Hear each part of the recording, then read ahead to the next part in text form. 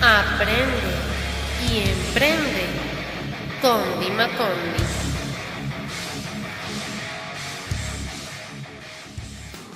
Muy bien, amigo, quiero felicitarte por haber participado en los módulos del capítulo número 1 de nuestro curso de aire acondicionado. Si no lograste verlos todos, te invito a que lo hagas. Están disponibles de forma gratuita en nuestro portal y canal de YouTube Dimacondi Tutoriales.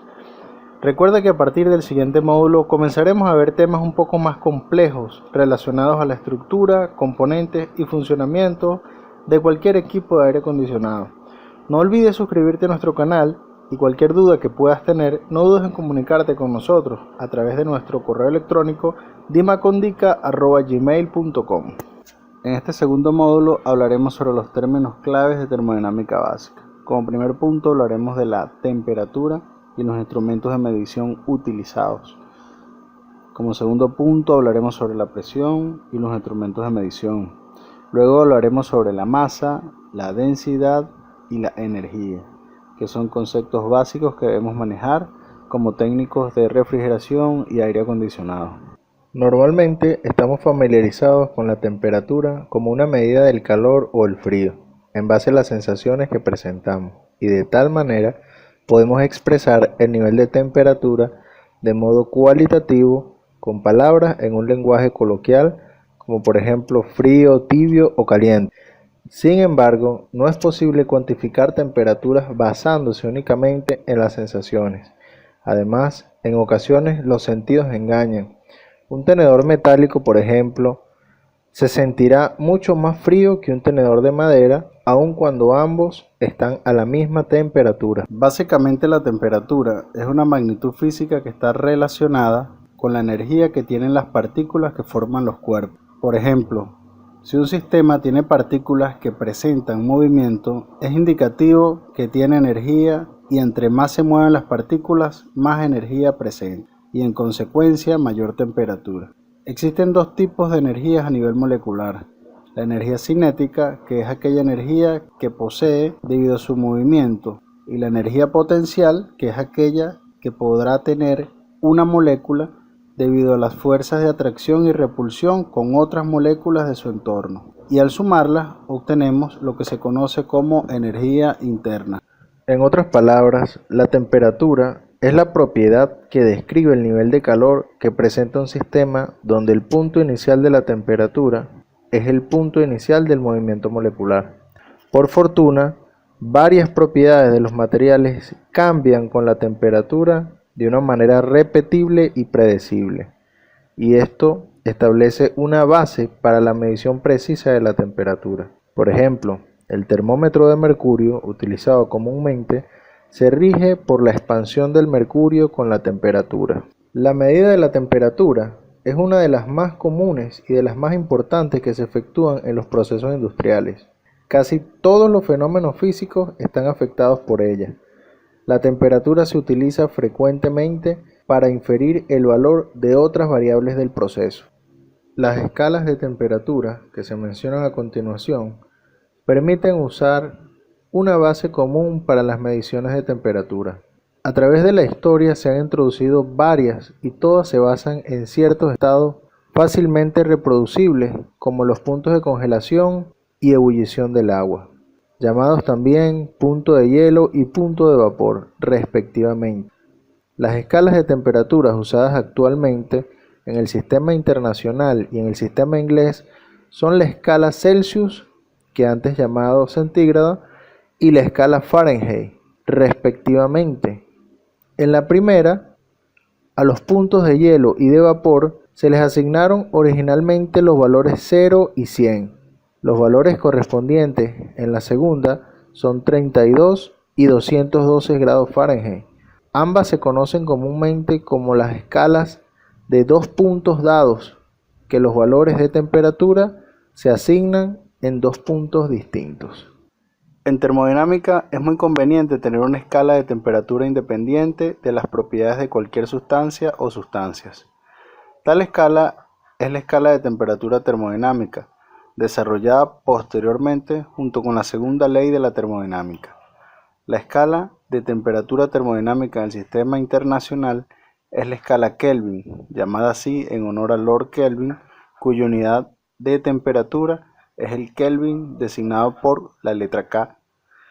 La temperatura mínima en esta escala es el cero absoluto o 0 Kelvin. Se deduce entonces que solo se requiere asignar un punto de referencia diferente a cero para establecer la pendiente de esta escala lineal. La escala de temperatura termodinámica en el sistema inglés es la escala Rankine, nombrada en honor a William Rankine, y su unidad es el Rankine. Se utiliza la letra R para identificarla. Hay tres temperaturas que son importantes para un refrigerante y que deben ser consideradas al hacer la selección. Estas son la temperatura de ebullición, la temperatura crítica y la de congelación. Debemos estar bastante atentos y tener claros estos conceptos, ya que son muy importantes al momento de regular un equipo. El primer concepto es la temperatura de ebullición de un refrigerante.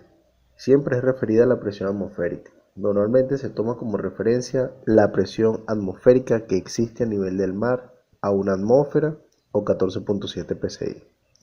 Se puede decir que el punto de ebullición de cualquier líquido es la temperatura a la cual la presión de vapor del líquido es igual a la atmosférica o a la presión que rodea el líquido, y este se transforma en vapor.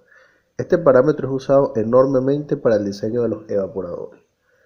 El punto de ebullición de un refrigerante debe ser bajo para que cuando esté operando a presiones positivas se pueda tener una temperatura baja en el evaporador. Por ejemplo, el R170, el etano, tiene una temperatura de ebullición de menos 88 grados centígrados, a diferencia del R718, que es el agua, que la tiene más alta, a 100 grados centígrados. El segundo concepto que debemos manejar es el de la temperatura crítica de un refrigerante. Existen dos maneras de cambiar un gas a un líquido. La primera es enfriarlo a una temperatura por debajo de su punto de ebullición, y la segunda es aumentar la presión en el gas. Básicamente, la temperatura crítica es la temperatura por encima del cual es imposible que un vapor se transforme en líquido, por mucho que se eleve la presión. En el caso de condensadores enfriados por aire, es conveniente que el refrigerante tenga una temperatura crítica mayor a 55 grados centígrados. Por otra parte, la temperatura de congelación de un refrigerante es básicamente la temperatura a la cual pasa de estado líquido a sólido, y por diseño debe ser más baja que la temperatura del evaporador. No se puede utilizar un refrigerante que se congele a la temperatura de trabajo del evaporador, aunque la mayoría de los refrigerantes tienen temperaturas de congelación muy bajas.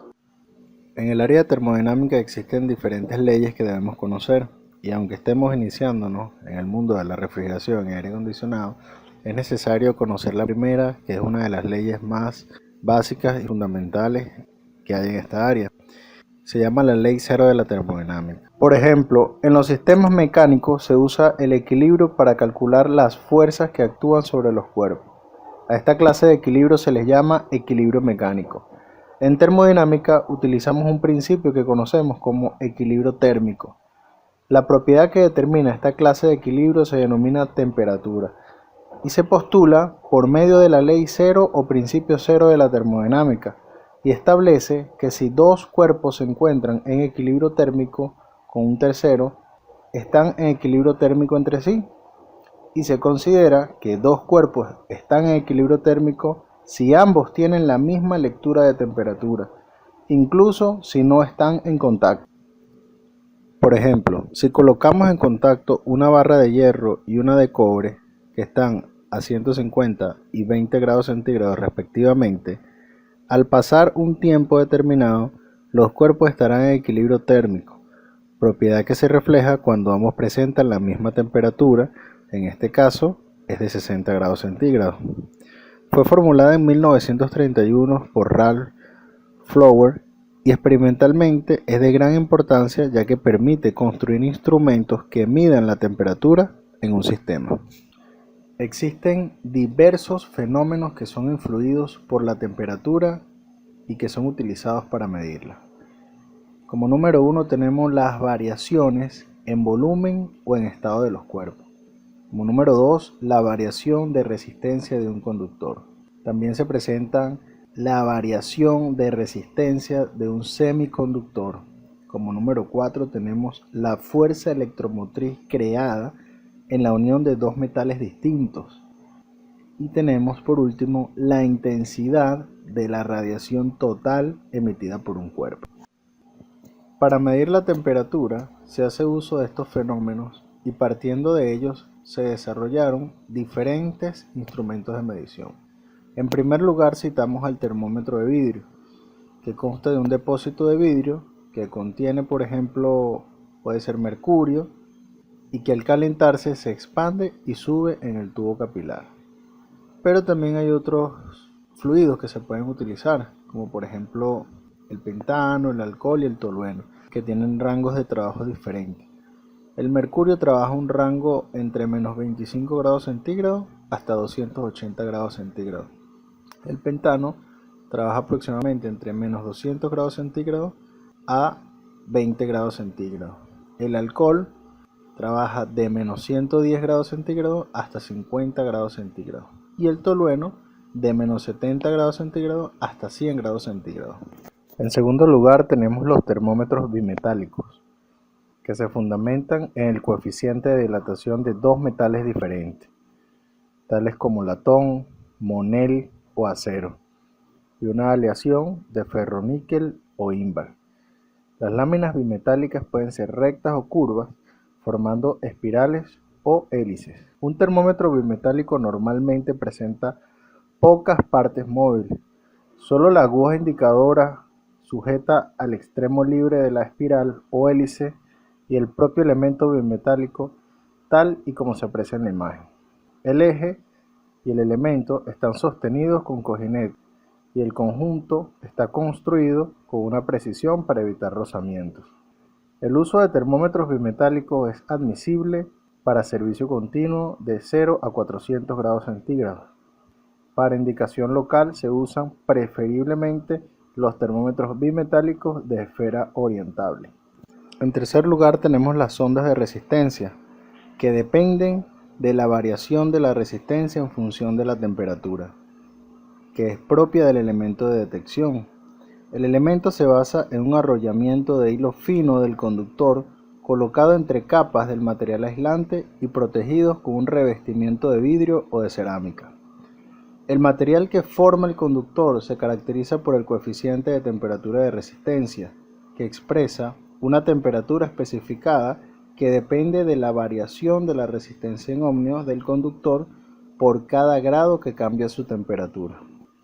El material que forma el conductor de la resistencia debe poseer las siguientes características.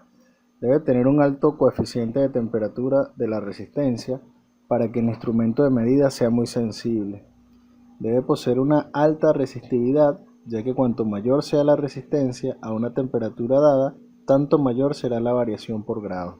Debe presentar una relación lineal resistencia-temperatura, tener rigidez y ductilidad, lo que permite realizar los procesos de fabricación de estirado y arrollamiento del conductor en las bobinas de la sonda para obtener tamaños pequeños.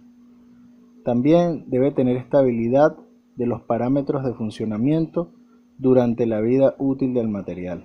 En general, la sonda de resistencia de platino utilizada en la industria tiene una resistencia de 100 ohmios a 0 grados o de 1000 ohmios a 0 grados. La forma de los elementos de platino son de bobina y de película metálica de platino, como se muestra en la imagen. Otro de los elementos muy usados en la industria del aire acondicionado y la refrigeración para hacer mediciones de temperatura son los termistores, que son básicamente semiconductores electrónicos con un coeficiente de temperatura de resistencia negativo de valor elevado. Por lo tanto, presentan variaciones rápidas y extremadamente grandes.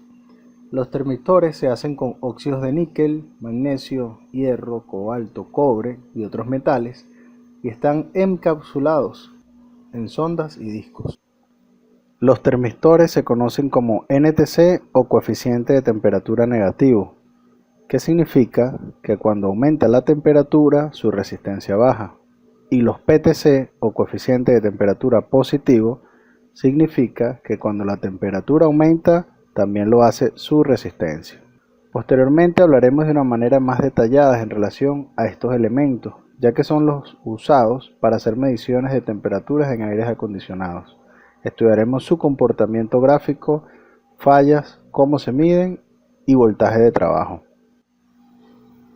Por otro lado tenemos el termopar.